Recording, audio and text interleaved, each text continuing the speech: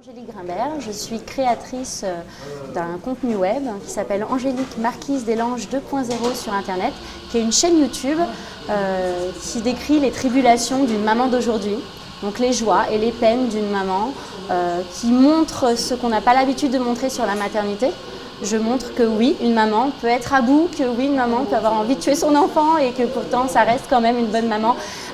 Donc voilà, je veux montrer à toutes les mamans que on a toutes des vilaines pensées, que c'est pas tous les jours facile d'être maman, mais qu'on peut en rigoler aussi. Voilà, c'est une chaîne humoristique. Comment t'es venue l'idée de faire cette chaîne humoristique, cette vidéo? Je suis moi-même maman, tout simplement, d'un petit garçon de 3 ans et demi qui s'appelle Hugo. Et j'ai bien galéré. Tout à fait, oui, parce que mes vidéos, c'est authentique. Hein. Je fais jouer mes voisins, je fais jouer mon fils, mes amis, enfin tout le monde contribue. Et c'est ça qui, je pense, donne un peu la fraîcheur de mes vidéos et fait que ça fait vrai, réaliste, authentique. Est-ce que c'est la première fois que tu produis des petites vidéos comme ça? La toute première fois, j'ai commencé là en décembre pendant les vacances scolaires. Et donc je suis toute nouvelle sur la toile. Explique-nous comment ça s'est passé parce que ça a l'air d'être relativement bien foutu. Donc j'imagine qu'au niveau de la production, tu as dû soit prendre des conseils, soit comment ça s'est passé? Est-ce que tu as trouvé des difficultés pour… Je suis un peu autodidacte.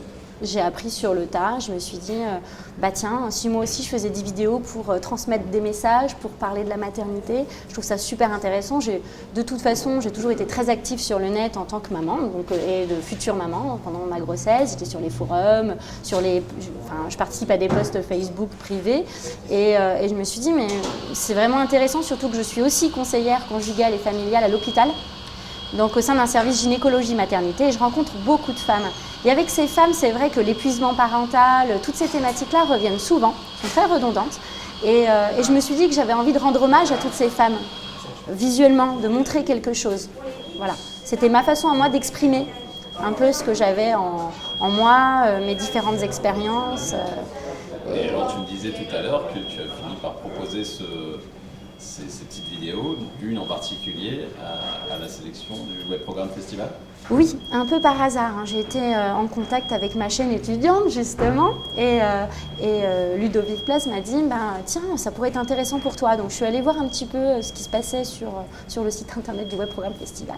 Et j'ai vu qu'il restait 24 heures pour proposer ces programmes, avoir une accréditation. Et je me suis dit, comme moi j'aimerais professionnaliser un petit peu ce que je fais, parce qu'au départ je l'ai fait de façon un peu amateur.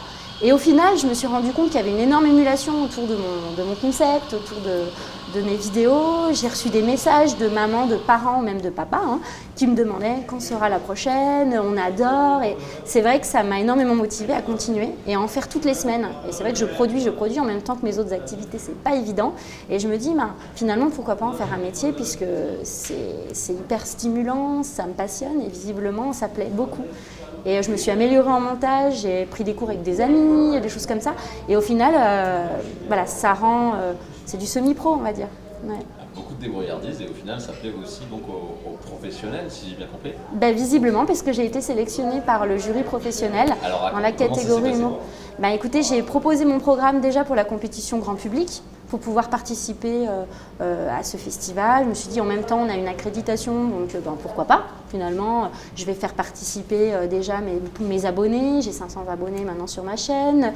Je vais faire participer mes amis Facebook, etc. Puis peut-être que je vais glaner pas mal d'aide, de soutien. Et au final, j'ai reçu un mail un jour en m'expliquant que j'avais été sélectionnée par le jury professionnel, que je faisais partie des 8 finalistes en compétition, dont le prix sera remis ce soir, lors de la soirée de clôture. Alors, qu'est-ce que tu as ressenti à ce moment-là? J'ai été étonnée, je me suis dit non, ils se sont trompés de personne, c'est pas possible. J'ai relu le mail 3 fois, et hyper contente, c'est hyper stimulant. Ça m'a donné envie encore plus de professionnaliser ce que je faisais et de montrer que je me suis dit il y a vraiment quelque chose à faire avec la maternité, plein de choses à dire et ça touche. Ouais, non, j'ai ressenti une reconnaissance évidemment. Pour en revenir au prix, donc tu as une chance sur 8. Une chance sur 8 de gagner. Voilà, c'est ça. Alors, qu'est-ce que ça t'apporterait? Je pense que ça m'apporterait une visibilité, c'est-à-dire qu'auprès des professionnels du métier, ça me permettrait de me faire connaître, tout simplement, de pouvoir être accompagnée, peut-être, produite, financée par des professionnels du métier. par des productions comme Endemol, comme l'INA, enfin aussi comme des structures, administrations comme l'INA, comme la DAMI.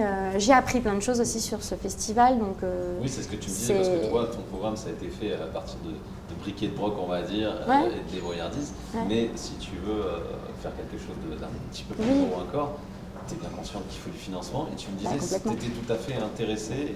Par la table ronde sur les financements. Qu'est-ce que tu as appris? J'ai appris qu'il y avait plein de ressources et plein de sources de financement surtout qui pouvaient aider les jeunes talents comme moi finalement. Il y a aussi les droits d'auteur, la SACD, je l'ai appris ça hier. C'est vrai qu'on est rémunéré en tant que youtubeur par les publicités qui apparaissent devant ou pendant les vidéos, mais je ne savais pas qu'en plus on pouvait avoir parallèlement aussi une rémunération par la SACD pour nos droits d'auteur tout simplement, en fonction aussi des vues, mais c'est du plus. Donc ça, si j'étais pas venue à ce festival, je l'aurais pas su. Ou alors, il faut se renseigner, rencontrer, mais je l'aurais peut-être pas su tout de suite.